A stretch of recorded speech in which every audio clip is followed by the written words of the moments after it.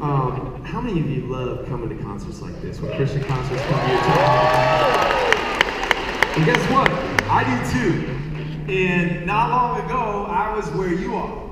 I was in the audience at shows just like this, thanks to a mom and dad. See, now, a little bit about my story. I'm the son of a preacher man, and I'm still in recovery.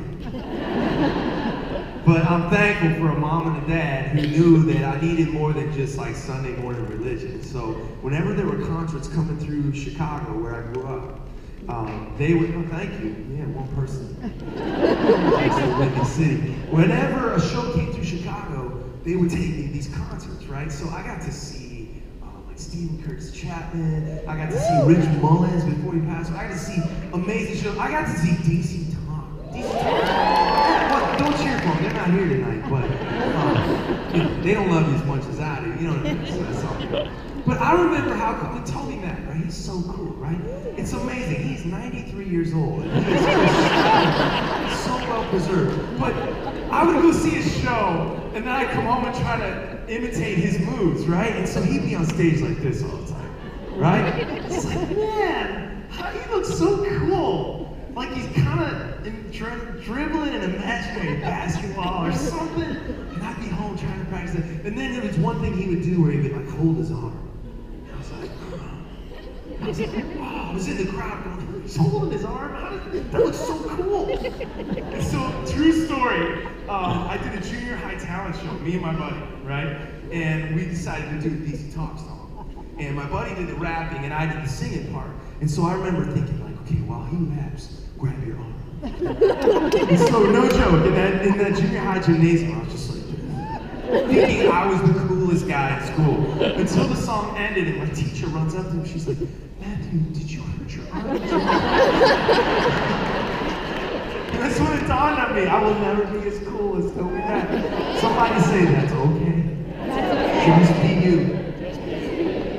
That wasn't very convincing. But I want to tell you, one lasting memory I have of all those concerts, beyond the lights and the sound of the music, was there would come a moment in every one of those shows, every single Christian concert, not the secular ones as much, but these Christian concerts I would go to, there would come a moment where they'd stop the show.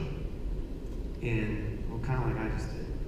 No music, and that artist would come out and say, hey, I want to tell you about a way that this concert here tonight could actually change a child's life. And then they would speak about an organization like Compassion International. Some of you who've come to concerts have heard about Compassion. Maybe some of you even sponsor a child. And I remember thinking, how cool is it that this artist is going to come out on stage and instead of saying, hey, buy my t-shirt tonight, which, you know, you should do. No, I'm just serious. But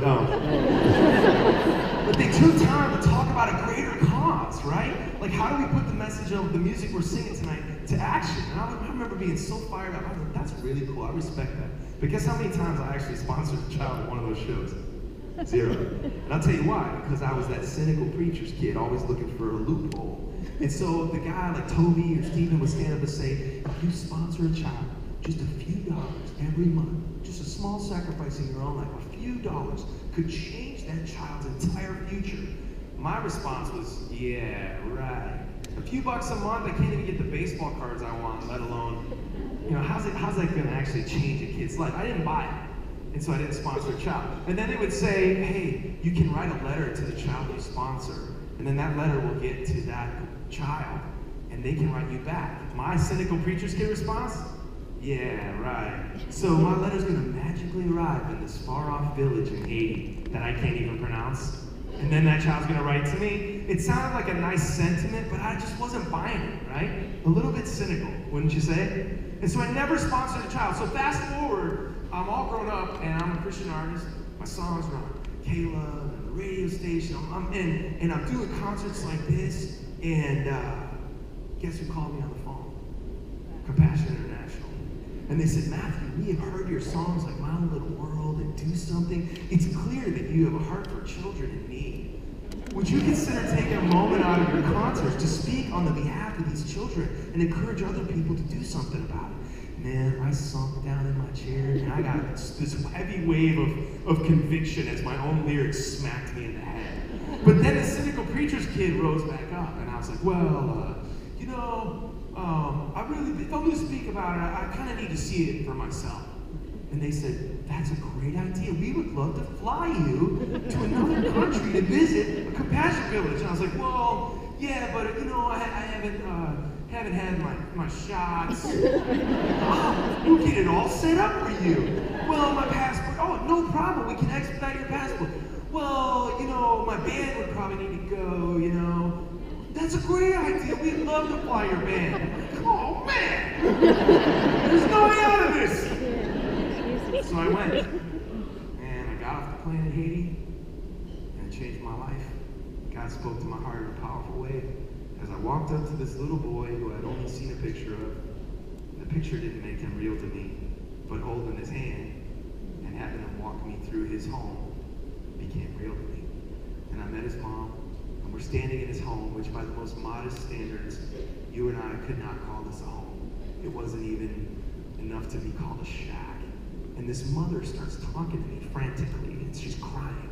And I can't understand what she's saying. And the translator looks at me and I said, what is she saying? And she goes, she's just saying thank you over and over again, over and over again. And I started to cry. And then I asked her, I said, where does your son sleep? This little boy that I sponsored, I just want to see, where does he lay his head at night? And she pointed to the corner of the shack. You might have seen it in the video. It was covered by this little plaid blanket. And she said that's where both of her boys sleep. But it wasn't big enough for two boys. And so I felt the bed, expecting to feel a mattress like the ones my daughters had, you know? But it felt hard. So when they weren't looking, I peeked under the blanket. I didn't want to embarrass them, but I looked under the blanket and I saw cinder blocks with little rags wadded up for a little bit of cushioning. And in that second, I kind of got angry, right? Kind of like that lyric, I shook my fist at heaven. God, why don't you do something? Except I was the one standing in that shack. And I realized that God had put me in that little boy's life to do something. And that's what fired me up. And so the next day, they took us to a village. And I literally thought I was on an episode of like Christian Artist Survivors. I thought they were going to drop me off and leave me for dead, and I was going to have to find a goat, and I don't know what I was going to have to do. It wasn't going to be pretty. And so we're walking through this village, and this 17-year-old kid we get introduced to. And this kid had been sponsored at a Christian concert like this when he was 7. For 10 years, a family in the U.S. had been caring for this child and sponsoring him by giving him monthly. And this kid's life was changed.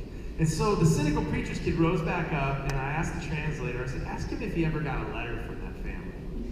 The boy heard the translator's question and then walked away.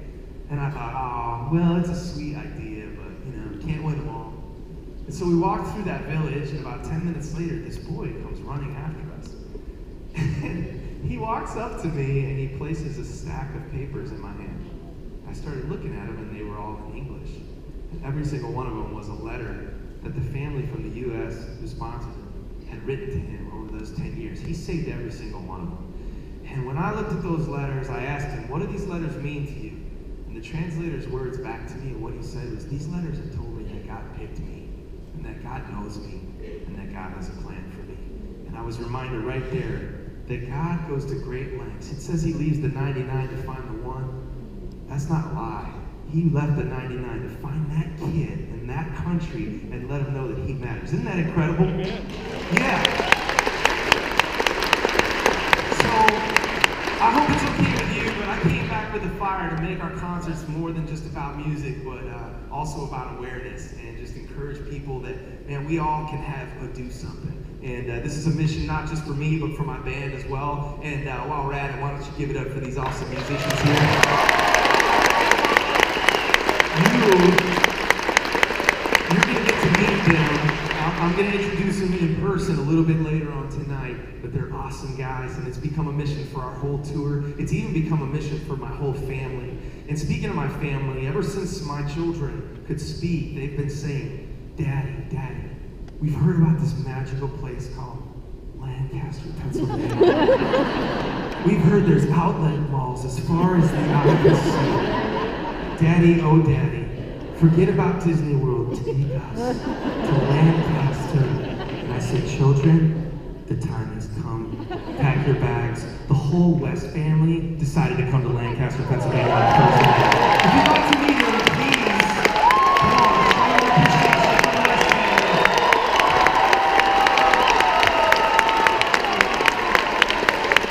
are you kidding me right now?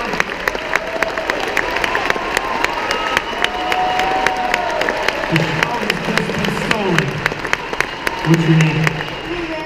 Lulu. Lulu, how old are you? 9. 9? Oh, who's your favorite singer? Oh my goodness, she said One Girl Nation. You are grounded. Okay, what's your name? Delaney. Delaney, how old are you? 6. 6. Who's your favorite singer? You. You're my favorite 6-year-old daughter. Did you guys have fun at the Amish farm today? It's pretty awesome, wasn't it? Okay, and what's your name? Hi, I'm Emily. And how old are you? I'm just kidding. This is my wife, my best friend, and a compassionate advocate. I'm so grateful for her. And last but not least, our second song tonight, I was singing about how I asked Jesus into my heart as a 13-year-old kid, and my mom was the one that prayed with me.